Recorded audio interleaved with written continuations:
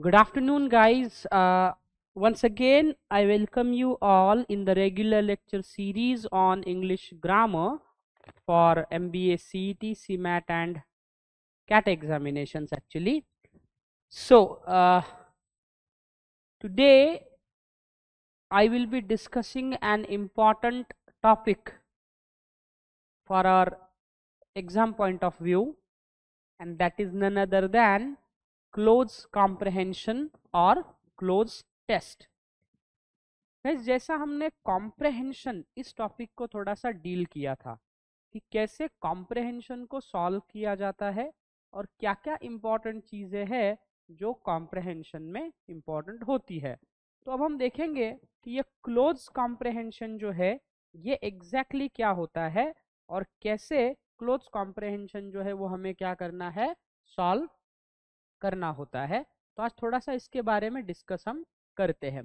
देखिए, जब आप किसी भी एग्जाम्स की बात करते हो, specifically those exams which are conducted at central level, तो उन एग्जाम्स में क्या होता है, जैसा कॉम्प्रहेंशन का एक टॉपिक है, मतलब आपको एक पैसेज दिया जाता है, you need to read the passage and answer the following questions based on the passage itself.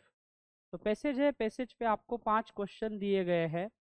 Passage पहले आपको पढ़ना है और उस पैसेज पे बेस्ड जो 5 क्वेश्चन है, 5 इंपॉर्टेंट क्वेश्चन, उन क्वेश्चन को आपको क्या करना है, सॉल्व करना होता है। उसे हम कहते हैं क्लोज कॉम्प्रहेंशन। क्या कहेंगे उसे हम? Close comprehension. अब देखिए, क्लोज कॉम्प्रहेंशन का मतलब क्या होगा। ये बेसिकली एक चीज यहाँ पे ध्यान रखना है, ये कॉम्प्रहेंशन का ही एक प्रकार है। it is not no more different than comprehension, or it is not different from comprehension, it is a part of the comprehension, लेकिन इसको हमने बोला है क्लोज कॉम्प्रहेंशन। क्लोज कॉम्प्रहेंशन का मतलब क्या होगा, जैसे कि यहाँ से एक लाइन है, फिर यहाँ पे एक फिल इन द ब्लैंक दिया गया है, फिर उसके लिए आपको 4 ऑप्शंस दिए जाएंगे। ठीक है, वो 4 में से आपको कोई भी एक सूटेबल ऑप्शन जो है वो यहाँ पे फिल इन करना है। फिर और एक लाइन है, फिर और आपको फिल इन द ब्लैंक है, 4 ऑप्शन है, फिर और ऐसे 1-2 लाइन्स आएंगी, फिर उसके बाद में और फिल इन द ब्लैंक आएगा। मतलब जो इनकम्प्लीट पैसेज होता है, उस पैसेज को कंप्लीट करने का काम ये किसके द्वारा किया जाता है? क्लोज कॉम्प्रहेंशन द्वारा। I mean a passage will be given to you with a few fill in the blanks. For each blank you will be also given 4 different options. Now I want you to choose the correct option to fill in the blank so that the sentence can be a completed sentence in the end, and this is how you are going to complete the passage. तो एक चीज आपको ध्यान रखना है कि close comprehension जो है ये बहुत इंपॉर्टेंट होता है। अच्छा, क्लोज कॉम्प्रहेंशन में नॉलेज की आवश्यकता है क्या? क्या ये कम्प्लीटली ग्रामेटिकल चीज़ों पे डिवेलप्ड है? Yes, it is based on grammatical things, but इसमें सबसे इम्पॉर्टेंट क्या होता है, आपका वोकैबुलरी स्किल जो है ना दोस्तों, वो भी इसमें बहुत ज़्यादा क्या करता है, मैटर करता है। Your vocabulary skills also matters a lot. अब उसका रीज़न क्या है कि आपने क्या किया है, मान लो कोई शब्द है, वर्ड है, तो अगर आपको वर्ड के मीनिंग नहीं पता है तो फिर आपको फिल इन द ब्लैंक को सॉल्व करने में प्रॉब्लम्स आ सकता है। मोस्टली आर्टिकल्स है, प्रेपोजिशंस है, कंजंक्शंस है, इनका यूसेज भी आपको उस given fill in the blank में करना इम्पॉर्टेंट होता है। तो इसीलिए ये जो क्लोज कॉम्प्रहेंशन है, इसके लिए क्या आवश्यक होता है, एक तो आपके पास ग्रामर का पर्याप्त नॉलेज होना बहुत ज़रूरी है। ग्रामर में भी पहली चीज जो है वो क्या है, आर्टिकल्स। ज्यादातर fill in the blanks articles पे बेस्ड होते हैं।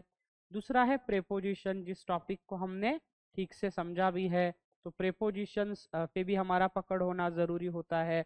तीसरा होता है conjunctions, and, for, nor, but, yet, so, ऐसे अलग अलग कंजंक्शंस जो है, इसका भी हमें क्या होता है, फिल इन द ब्लैंक्स में क्वेश्चन जो है वो पूछा जाता है। मतलब आर्टिकल्स, प्रेपोजिशन, कंजंक्शंस, ये बहुत इंपॉर्टेंट है। और उसके बाद में क्या आता है, वोकैबुलरी, अलग अलग जो वर्ड है ना, वो वर्ड भी हमको पूछे जाते हैं। ये आपको ध्यान रखना बहुत ही जरूरी है, बहुत आवश्यक है कि अलग अलग वर्ड जो है ये भी आपको सेंटेंसेस में पूछे जाएंगे दोस्तों। तो ऐसे क्या होता है, वोकैबुलरी स्किल्स में ऐसी इंपॉर्टेंट चीज़ें जो है ये आपको पूछी जाती है, तो ये आपको वहाँ पे ध्यान रखना जरूरी है।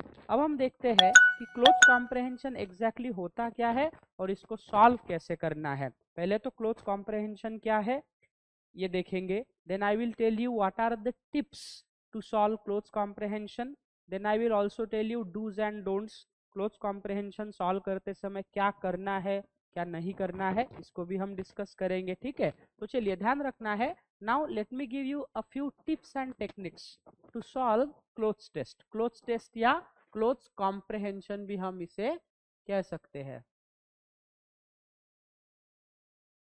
क्लोज टेस्ट या क्लोज कॉम्प्रहेंशन।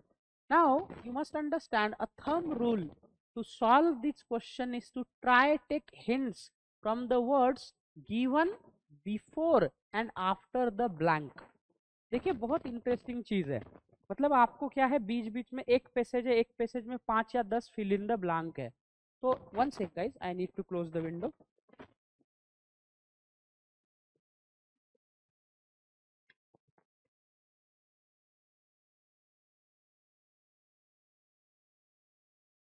ठीक है, चलिए।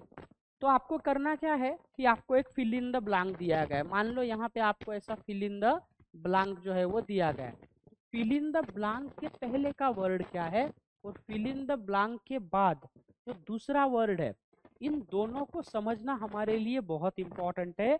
Unless you take hint from the previous and after words you may not be able to put the correct word into the blank. तो आपको ध्यान क्या रखना है, तो ये जो वर्ड है ना यहाँ पे पहला वर्ड इसको भी समझो, दूसरा वर्ड है इसको भी देखो, और यहाँ पे फिर अप्रोप्रिएट प्लेस पे आपको क्या करना है, यहाँ पे एक सही वर्ड जो है वो पुट करना है। तो सबसे पहली चीज क्या है कि थंब रूल क्या है इसका कि फिल इन द ब्लैंक के बिफोर वर्ड और फिल इन द ब्लैंक का जो आफ्टर वर्ड है उन दोनों को पहले समझो और उससे ही हिंट लेके आपको fill in the blank solve करने में थोड़ा सा मदद हो जाएगी दोस्तों। Along with the same identifying what possible category does the blank demand.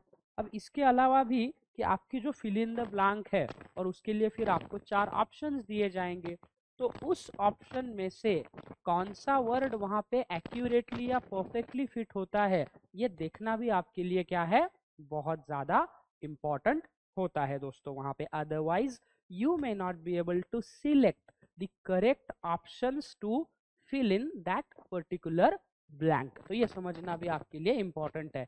अब इसके लिए क्या क्या टेक्निक्स है, थोड़ा कुछ इंपॉर्टेंट टेक्निक्स मैं आपको यहाँ पे बताता हूँ। पहला है रीड द पैसेज थरोली। तो पैसेज आपको दिया जाएगा, मैं जैसा मैंने कॉम्प्रहेंशन में भी कहा था कि कॉम्प्रहेंशन में पहले पैसेज कभी भी नहीं पढ़ना है, just read the title of the passage if it is given, otherwise सीधा सीधा पहले क्वेश्चन पढ़ो, क्वेश्चन के बाद ऑप्शंस पढ़ो, मतलब पहला क्वेश्चन उसके ऑप्शन, दूसरा क्वेश्चन उसके option, and then I would suggest you to read the entire passage in order to get the correct answers.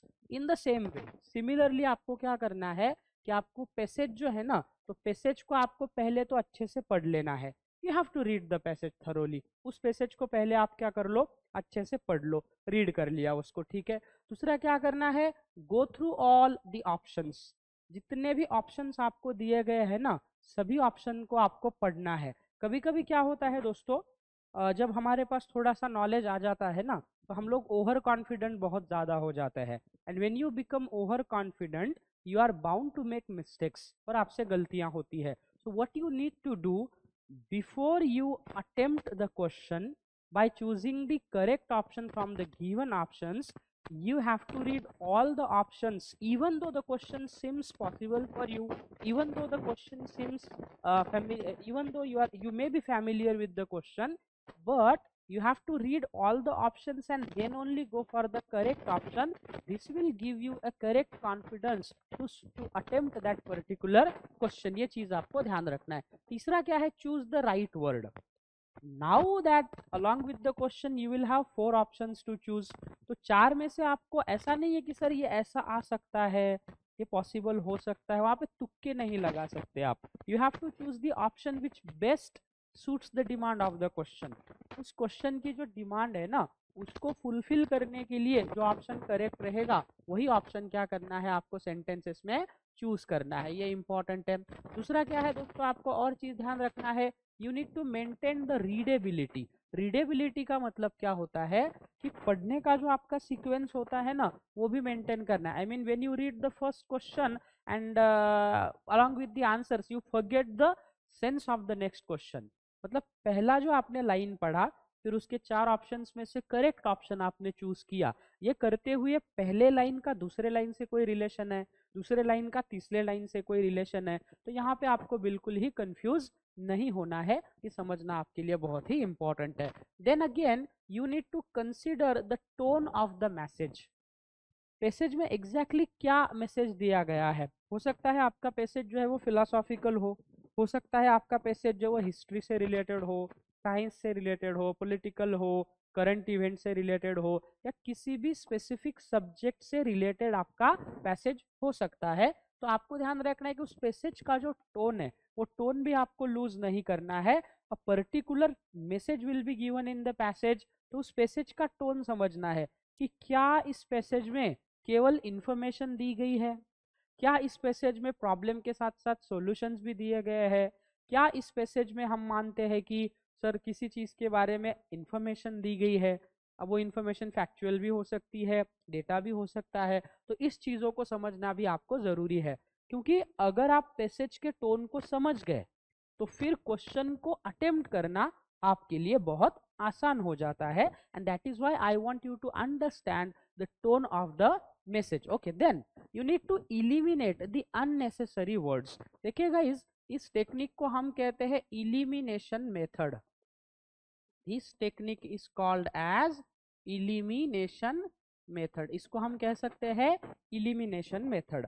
अब ये जो इलिमिनेशन मेथड टेक्निक है दोस्तों, इसको समझना हमें इंपॉर्टेंट क्यों है। देखिए, कभी कभी क्या होता है, आपको 4 ऑप्शन दिए गए हैं। अब हमेशा ध्यान रखिए, out of the 4 given options 2 options are irrelevant. 2 option जो है ये कंप्लीटली इररिलेवेंट होते हैं, उनका दिए हुए क्वेश्चन से ज्यादा कोई कांटेक्ट नहीं होता है वहां पे। अब बचा आपके पास 2 ऑप्शन दोस्तों, तो वो जो 2 गिवन ऑप्शंस होते हैं ना, उसमें से कोई एक ऑप्शन आपको अब चूज करना है। हो सकता है ऑप्शन ए और डी गलत है और ऑप्शन बी थोड़ा नियर लगता है, ऑप्शन सी करेक्ट हो सकता है। तो हमेशा ध्यान रखना, किसी भी क्वेश्चन में, चाहे वो पैरा जम्बल्ड हो, इसके बाद हम वो देखेंगे, उसके बाद में ordering of words in sentences हो, सेंटेंस रीअरेंजमेंट हो, ऐसे किसी भी प्रकार के क्वेश्चन अगर वहां पे है, तो आपको एक महत्वपूर्ण चीज जो है वो ध्यान रखनी है दोस्तों, कि ऐसे कंडिशन में इलिमिनेशन मेथड का यूज करना बहुत जरुरी है। म्हणजे आपल्याला प्रश्नाचं उत्तर कोणतं आहे यापेक्षा प्रश्नाचं उत्तर कोणतं नाही हे समजणं अत्यंत जास्त गरजेचं आहे। मतलब जो क्वेश्चन आपको दिया गया है उसका आंसर क्या है, इससे बेटर उसका आंसर क्या नहीं है, ये समझना आपके लिए क्या है, ज्यादा इंपॉर्टेंट होता है दोस्तों। मतलब अगर आप ये समझ गए कि सर ये चीज उसका आंसर नहीं है, I mean this can not be the answer of this question. मतलब आपने 4 ऑप्शन है, 4 में से आपने पहला ऑप्शन देखा कि सर ये तो बिल्कुल ही इररिलेवेंट है, उसको माइनस कर दिया। Now you may have 4 options at your hand. फिर 4 में से भी आपको एक लगा कि ये भी इररिलेवेंट है, उसको माइनस कर दिया। Now you are left with 2 options only. अब जो आपके पास 2 ऑप्शंस है उसमें से एक रिलेवेंट हो सकता है और दूसरा जो ऑप्शन है वो कंप्लीटली इरिलेवेंट हो सकता है। तो आपको ध्यान रखना है कि दोनों ऑप्शन, एक 99% मैच करता है, एक 98% मैच करता है। तो उस कंडीशन में ध्यान रखना है दोस्तों, इलिमिनेशन मेथड का अगर आप यूज करोगे तो भले आपको क्वेश्चन मालूम ना हो, फिर भी उसके करेक्ट आने के चांसेस जो है वो बढ़ जाते हैं, त्याला ठोकताड़ा म्हणू शकतो आपण। तो ये थोड़ा सा इंपॉर्टेंट चीज जो है आपको ध्यान रखना बहुत आवश्यक है। उसके बाद में और इम्पोर्टेंट क्या चीज है, you should be able to link the words. ठीक है, शब्दों में लिंकिंग करना भी बहुत जरूरी है। पहला शब्द है आपके पास और दूसरा शब्द है, तो देखिए प्रीवियस वर्ड आफ्टर वर्ड, इसके बीच में कौन सा वर्ड चूज करना है, ये तभी आप इफेक्टिवली समझ पाओगे जब आप दोनों शब्दों को क्या कर पाओगे, लिंक कर पाओगे। So linking the word is very important, ये भी ध्यान रखना है। उसके बाद आता है फाइंड कीवर्ड्स। कीवर्ड्स मतलब कभी कभी क्या होता है दोस्तों, क्लोज कॉम्प्रहेंशन सॉल्व करते समय अगर मान लो इंफॉर्मेटिव पैसेज है या हिस्ट्री रिलेटेड पैसेज है, तो पैसेज के पहले लाइन में कोई चीज दी गई है, वो लाइन दूसरे लाइन में क्या हो सकती है, रिफ्लेक्ट हो सकती है। तो कभी कभी जब आपको बहुत ज्यादा कंफ्यूजन होगा कि सर अब मुझे समझ नहीं आ रहा है कि मैं कौन सा ऑप्शन चूज करूं, तो उस कंडीशन में आप क्या कर सकते हो कि जो ऑप्शन आपको नियरेस्ट लगता है वो ऑप्शन आप चूज करोगे। और यहाँ पे भी आपको लिंकिंग करना क्या है, बहुत ज्यादा इंपॉर्टेंट है। And you should also grab knowledge in grammar and vocabulary. Grammar और वोकैबुलरी का जो नॉलेज है वो आपके पास होना क्या है, बहुत ही जरूरी है। You must have the knowledge of grammar and vocabulary. मतलब आपको अगर ग्रामर का ज्ञान नहीं है या आपका वोकैबुलरी स्किल अगर पुअर है तो आप कैसे कर पाओगे ना, I mean you will neither be able to read the passage and understand, और आपको कुछ आंसर भी नहीं आएगा।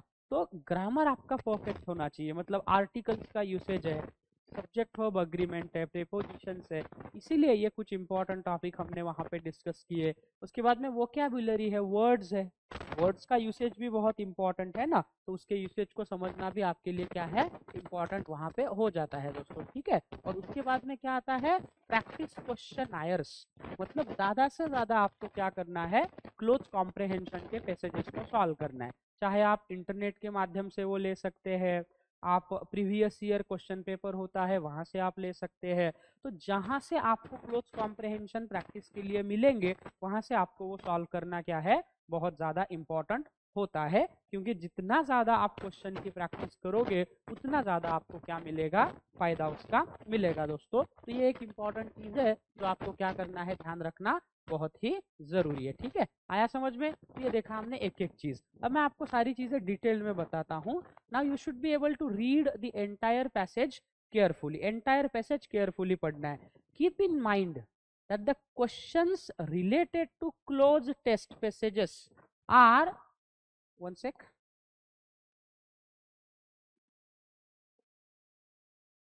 keep in mind that the questions related to closed test passages are quite tricky. मतलब क्लोज कॉम्प्रहेंशन में जो क्वेश्चंस होते हैं ना वो ट्रिकी होते हैं। They are not as simple as we think of them. जितना हम सोचते हैं उतना सिंपल वो नहीं है। ईच कॉम्प्रहेंशन और paragraph contain its own uniformity as well as theme. हर कॉम्प्रहेंशन का अपना एक यूनिफॉर्मिटी होता है, अपना एक थीम होता है, ये आपको समझना है। Hence your primary clothes test answering approach must always be to go through the whole text or comprehension carefully at least for one time। इसीलिए किसी भी क्वेश्चन को सॉल्व करने से पहले आपको पूरा पैसेज पढ़ना है। क्योंकि पूरा पैसेज आप जब तक नहीं पढ़ोगे तब तक फिल इन द ब्लैंक को आप सॉल्व नहीं कर पाओगे, ये ध्यान रखना है। Go through each line of the passage carefully. Try not to rush through it and build a common idea regarding the closed test paragraph। और हर एक लाइन जो पैसेज में दी गई है ना उसको केयरफुली पढ़ना है। क्योंकि जब तक आप unless you read each line carefully you may not be able to guess कि उसमें क्या एग्जैक्टली दिया गया है या उस पैसेज का टोन क्या है। तो हर लाइन को आपको ठीक से पढ़ना है। And as soon as you gather a general idea, जैसे ही आप कोई जनरल आइडिया गैदर करोगे you can find the best choice appropriate to for every fill in the blank simply. और जैसे ही पैसेज आपको समझ में आएगा फिर क्वेश्चन सॉल्व करने में आपको थोड़ी आसानी हो जाएगी। तो इसीलिए पैसेज पहले आपको कंप्लीटली पढ़ना है, हर एक लाइन केयरफुली पढ़ना है, and then only you try to solve the questions। Then second, read the options thoroughly। There are almost 4 to 5 options or choices available for the given blanks that helps you to choose a suitable answer for the blanks। कभी कभी क्या होता है computer based test में 4 options होते हैं। Sometimes 5 options will also be given to you. कभी कभी 5 ऑप्शन भी आपको दिए जाएंगे 4 के अलावा। तो उस कंडीशन में आपको क्या करना है कि ऑप्शन पहले सभी ऑप्शन को ठीक से पढ़ना है आपको। क्योंकि जब तक आप ठीक से सभी ऑप्शन नहीं पढ़ोगे तो आपको ऑप्शन कौन सा ऑप्शन करेक्ट है और कौन सा ऑप्शन सेंस बनाता है ये समझ में नहीं आएगा। It is very important to read through the options with care. और ऑप्शन को आपको केयर के साथ पढ़ना है। Options might seem to be similar और alike, and so choosing the right one takes time and patience। मतलब ऑप्शन हमको भले एक दूसरे के जैसे दिखे, लेकिन वो ऑप्शन बिल्कुल ही सिमिलर नहीं होते हैं, उनमें थोड़ा सा डिफरेंस हमें देखने को मिलता है दोस्तों, ये आपको ध्यान में रखना है। फिर आता है choose the right word. Thoroughly read the passage and make up your mind about what all words could be possibly missing to fill the blank space. When you go through all the options, you might have to think yourself that what is the best word that I can choose to fill in the blank, because the blank has been left for you to fill. That means a particular word is missing, and you can choose that particular word only when you understand all the options correctly.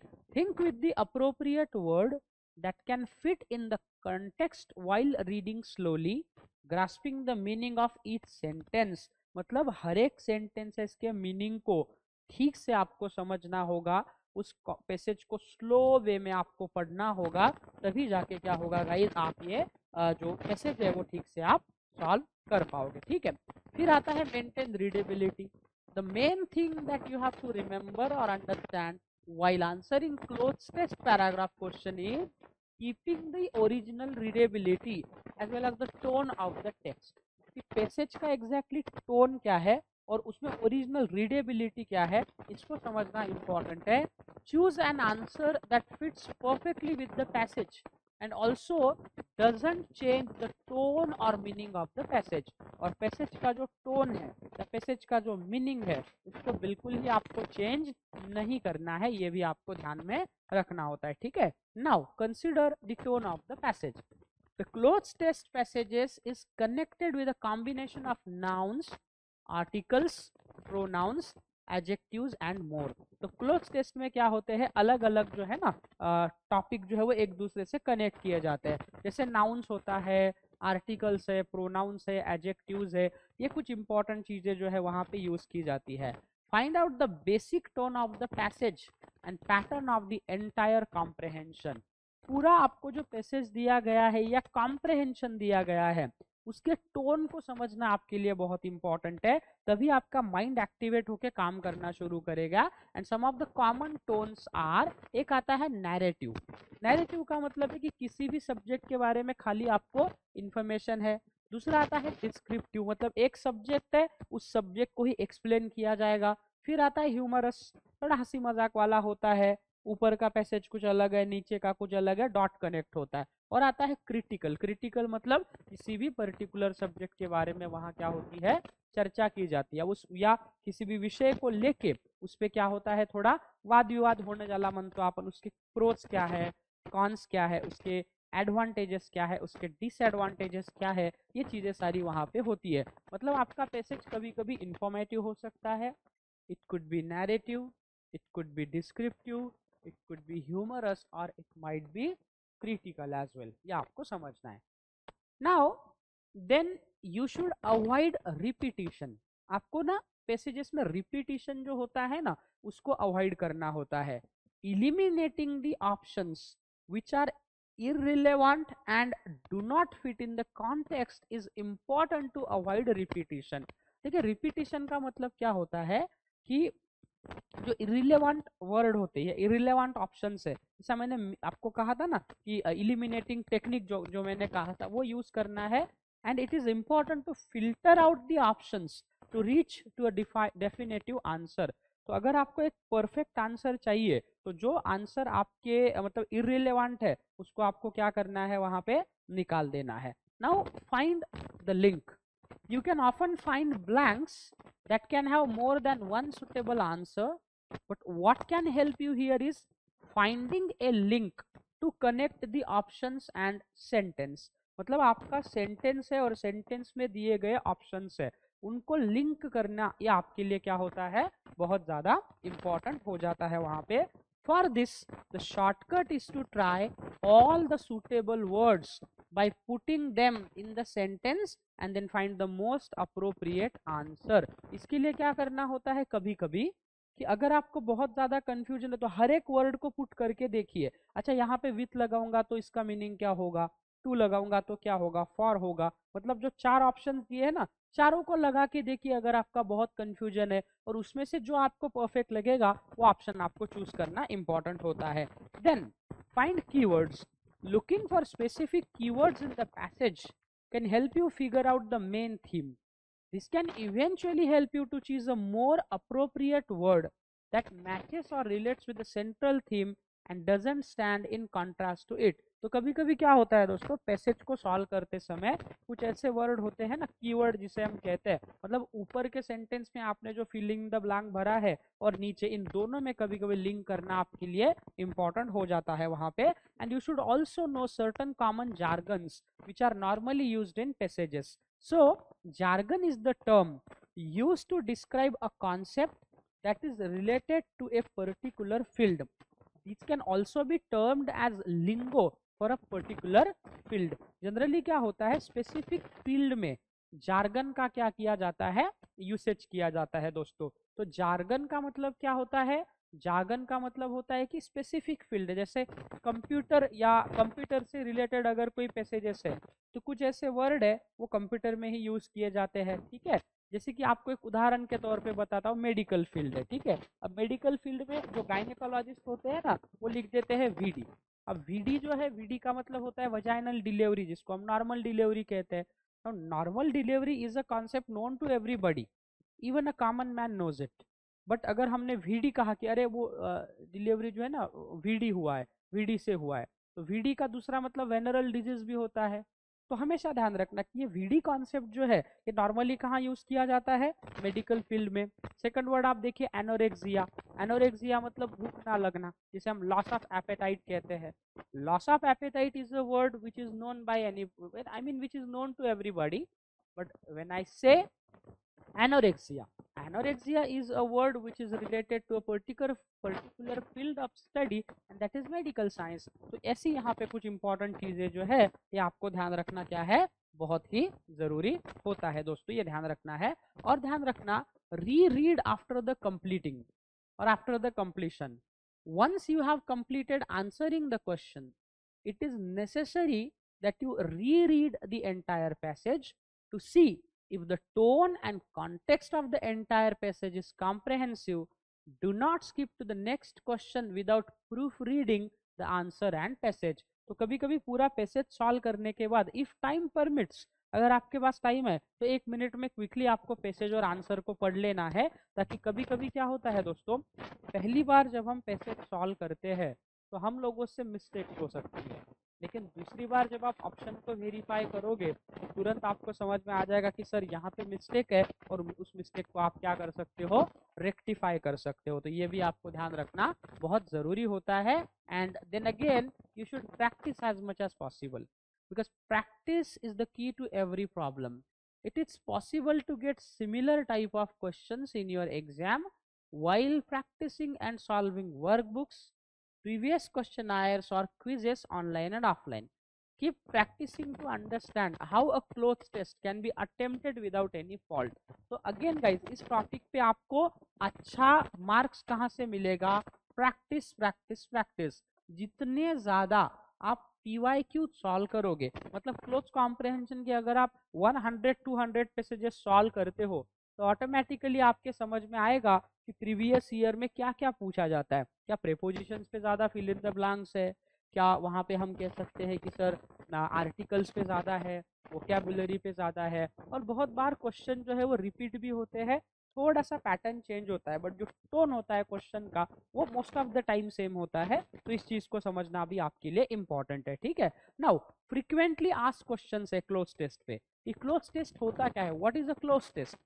The closed test is a form of fill in the blanks question. A closed test is a form of fill in the blanks question where words are committed from a paragraph, omitted from a paragraph, and a candidates have to fill the blanks with suitable words either grammatically or context wise. तो कभी कभी क्या है, एक paragraph में fill in the blanks दिए जाते हैं और फिर गिवन ऑप्शन से वो fill in the blank complete करना, this is called as cloze test. So how many types of cloze test are there? Cloze test के कितने अलग अलग क्या होते हैं, टाइप होते हैं? there are two major types of cloze test. Cloze test दो प्रकार की होती है, one which is given in the form of fill in the blanks and the other one where incorrect words have to be replaced। पहले होता है कि सीधा सीधा आपको fill in the blank है, चार ऑप्शन है, choose the best possible option and complete the blank। दूसरा यह है कि आपको क्या किया है, पैसेज दिया गया है, ऑप्शंस दिया गया है, मतलब पैसेज कंप्लीट है, उसके नीचे अंडरलाइंड है, या फिर जो ऑप्शन वाला वर्ड है उसको बोल्ड किया है ब्लैक में। अब चार ऑप्शन आपको दिए गए हैं। Now out of the four given options you have to choose an option which replaces the option already in the blank. मतलब ब्लैंक में या बोल्ड में उन्होंने जो ऑप्शन दिया है उसको रिमूव करो और चार में से जो करेक्ट लगता है आपको वो करो। मतलब ये सेंटेंस इंप्रूवमेंट जैसा ही क्या होता है, ये टॉपिक हमको पूछा जाता है यहाँ पे, ठीक है। Now how to score more marks in the cloze test. Now following are the tips to score more marks in the cloze test. पहला है वर्क ऑन स्ट्रॉन्गर वोकैबुलरी। आपका वोकैबुलरी स्किल जो है ना गाइज वो बहुत अच्छा होना चाहिए। देखिए ऐसा नहीं है कि हमारा वोकैबुलरी स्किल अच्छा नहीं है, मतलब डे टू डे वर्ड जो है ना ये हमको पता है, लेकिन एक इम्पॉर्टेंट चीज जो है वो आपको ध्यान रखना है दोस्तों कि एग्जाम की जब बात आती है ना तो यहाँ पे क्या होता है, कुछ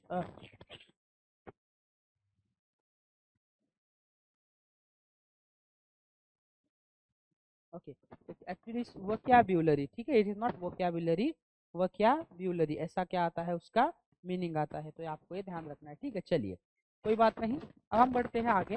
अब देखिएगा सबसे पहले आपको क्या करना है, you have to have a stronger vocabulary. आपका वोकैबुलरी जो है ये बहुत अच्छा होना जरूरी है। मतलब अगर चार ऑप्शन में से आपको राइट वर्ड फाइंड आउट करना है तो इसके लिए वर्ड का मीनिंग आपको पता होना जरूरी है।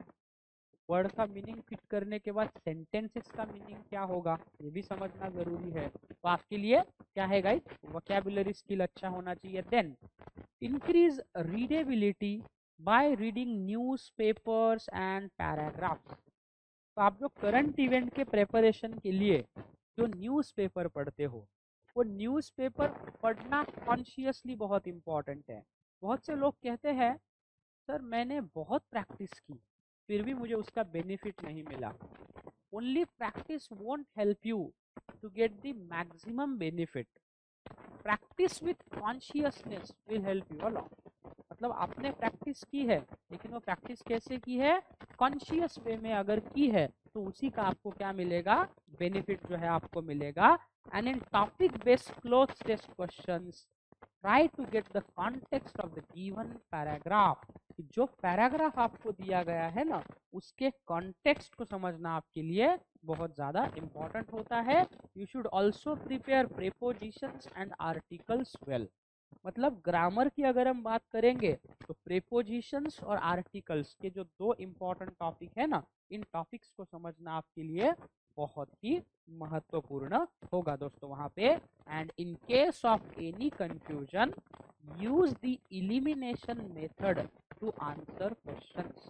और अगर किसी भी प्रकार का कंफ्यूजन आपको होता है तो फिर आपको वहां पे एलिमिनेशन मेथड का यूज करना जरूरी है। क्या है दोस्तों, एलिमिनेशन मेथड। जैसे मैंने कहा सर चार में से दो तो लग रहा है, या तो ये ए वाला हो सकता है या बी वाला, इसका मतलब सी और डी कंप्लीटली इररिलेवेंट है। अब जो दो आपके पास बचे हैं ना उस पर थोड़ा सा चिंतन करना आपके लिए जरूरी है। Only then you will be able to get the correct answer. Then what are cloze sentences? When a keyword is missing from a sentence or has been replaced with an irrelevant word, such sentences are called close sentences। मतलब एक sentence दिया है उस sentence से ही important word को miss किया है तो वो सेंटेंस को क्या कहा जाएगा, क्लोज सेंटेंस। अब हम इसे क्लोज टेस्ट क्यों कहते हैं, क्योंकि पैसेजेस में बहुत सारे सेंटेंसेस है and from each sentence a particular word is missing, तो इसीलिए हम उसे क्या कहते हैं, क्लोज सेंटेंस या क्लोज टेस्ट उसे कहते हैं दोस्तों, ये आपको ध्यान रखना। अब जैसे प्रैक्टिस के तौर पे एक पैसेज मैंने आपको यहाँ पे शो किया है दोस्तों। अब इस पैसेज को हम क्या करेंगे, पहले तो हम इसे सॉल्व करेंगे। अब देखते हैं इसमें सॉल्व करते समय क्या क्या है, प्रेपोजिशंस है, आर्टिकल्स है, वर्ड्स है, ठीक है। अब हम इसको क्या करते हैं, सॉल्व करते हैं। तो यहाँ पे ध्यान देना है आपको। Now practice passage 1।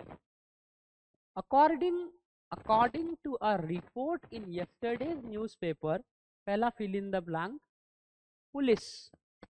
Police dog was taken to Raj Bhavan Monday. अब देखिए पहला ऑप्शन है, according to a report in yesterday's newspaper police dog was taken to Raj Bhavan. क्या आएगा, once a new, correct option आएगा A. According to a report in yesterday's newspaper a police dog was taken to Raj Bhavan Monday. यहाँ पे फिर 2 number का fill in the blank है, Monday, eight Monday, next Monday, on Monday. तो यहाँ पे correct option क्या आएगा, on Monday. According to a report in yesterday's newspaper a police dog was taken to Raj Bhavan on Monday. अब देखिए यहाँ पे हमने यूज किया है correct preposition on.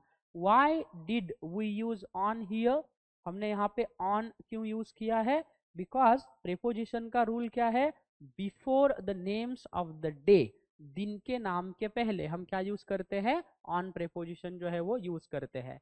This was to trace the of the very important horse which, this was to trace the, ठीक है। अब देखो fill in the blank of the very important horse which, this was to trace the killers dogs police. अब dog के क्या हो सकते हैं, डॉग अगर मिसिंग है, देखो आगे है ना, this was to trace the very important horse which reported missing on Sunday. अब अगर रिपोर्ट डॉग अगर मिस हो गया है तो यहाँ पे ऑप्शन में है डॉग्स पुलिस, तो यहाँ पे आएगा किलर्स। तो वाक्य कैसे आएगा, this was to trace the killers of the very important horse which has were was which reported missing on Sunday। 4 में क्या आएगा फिर, which has reported missing on Sunday, no, which were क्या आएगा, which was reported missing on Sunday, कि ये dog Sunday को miss हो गया, तब से अभी तक वो डॉग मिला नहीं है, तो हमने वहां पे which was reported missing on Sunday। The dog picked the scent on some traces of and ran a few yards before losing। The dog picked the scent on some traces of and ran a few yards before losing। Some traces of क्या आएगा यहाँ पे, those blood report, तो आएगा blood, okay। The dog picked the scent on some traces of blood and ran a few yards before losing the full stop। क्या आएगा, before losing the bet track game, क्या आएगा, track, before losing the track। The police have launched a vigorous into the whole affair search investigation campaign। क्या आएगा, the police have launched a vigorous search into the whole affair और vigorous investigation, क्या आएगा, vigorous investigation। The police have launched a vigorous investigation into the whole affair। They have the service of a forensic expert। They have given up requisition report। They have requisitioned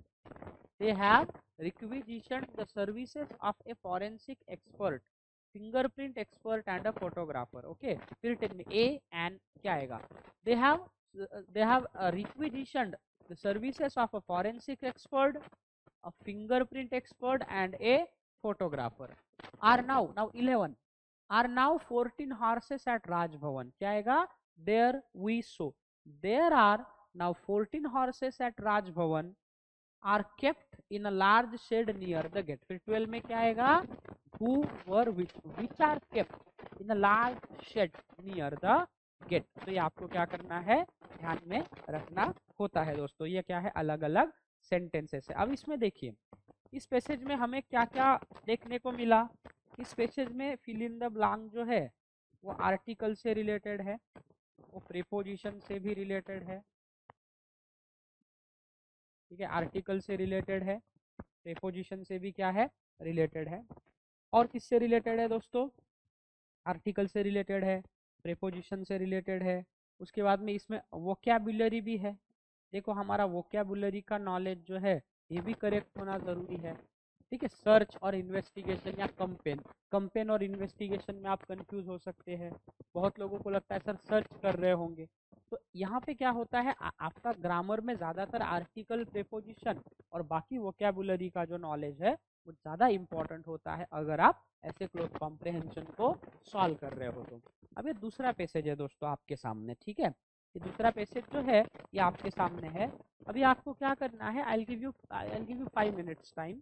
ये passage आपको पढ़ना है और पढ़ने के बाद में इस पैसेज के जो अलग अलग आंसर्स है वो सॉल्व करना है।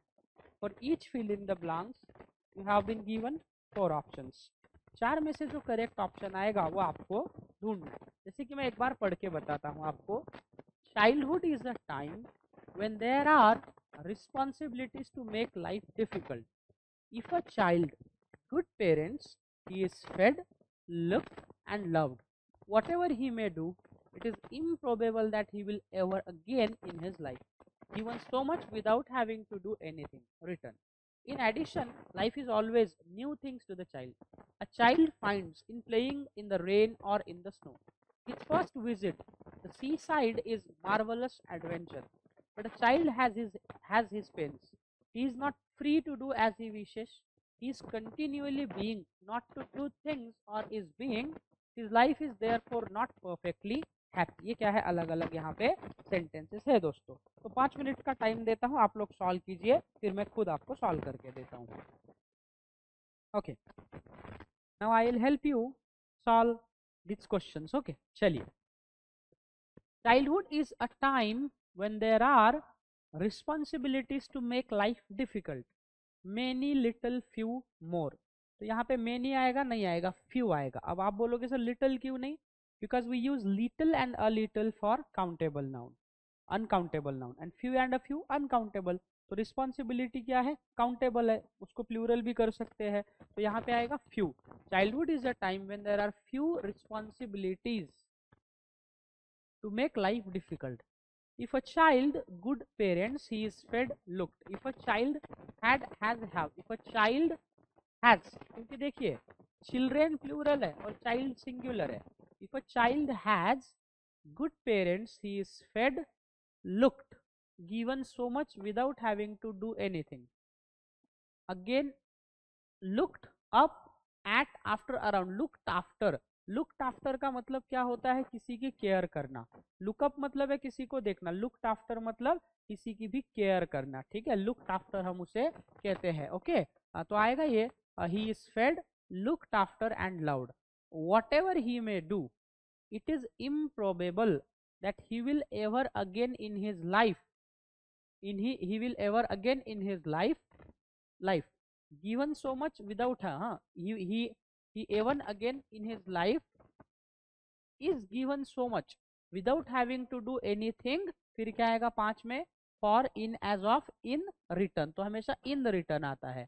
In addition, life is always new things to the child, donating, displaying, granting, presenting.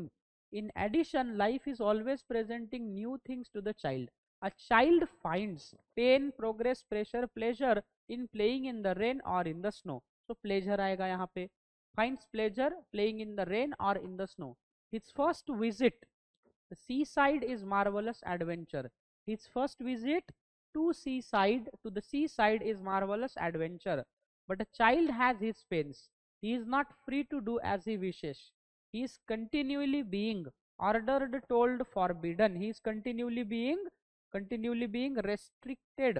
Okay, sorry. He is continually being told not to do things or is being beaten, penalized, disturbed, punished. His life is therefore not perfectly happy. तो यहाँ पे generally क्या है दोस्तों, यहाँ पे पहले तो हमको जिसको हम कहते हैं डिटर्मिनर जो है ना, अलग अलग डिटर्मिनर और क्वांटिफायर, मेनी, अलॉट, लॉट। उसके बाद में तीसरा क्या है, प्रेपोजिशन पे भी हमको क्वेश्चन जो है पूछा है, और उसके बाद में वोकैबुलरी है, इंपॉर्टेंट जो वर्ड्स है ना उनका मीनिंग भी हमको पूछा है यहाँ पे। तो ऐसे छोटे छोटे पैसेजेस आपको एग्जाम्स में आते हैं। चलो और एक पैसेज देता हूँ आपको, ये छोटा सा, 5 मिनट का टाइम लो, सॉल्व करो, फिर मैं आपको सॉल्व करके देता हूँ, ठीक है।